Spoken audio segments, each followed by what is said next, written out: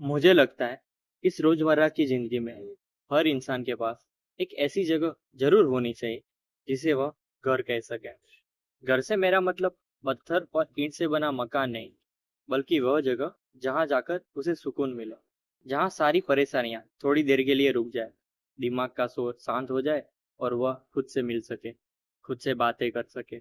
मेरे लिए वह जगह मेरे गांव में, घर के बाहर खेत के कोने में एक पुराना सा पेड़ और उसके नीचे एक छोटा सा मंदिर।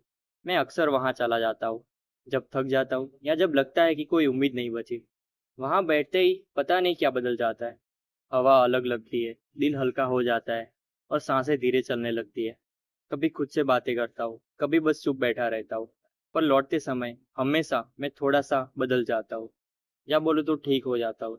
उस एहसास को मैं शब्दों में नहीं बता सकता, पर इतना जरूर कह सकता हूँ, वहां जाकर लगता है जैसे तूफानों में भटकी हुई एक थकी हुई नाव आखिर अपने बंदरगाह तक पहुंच गई हो।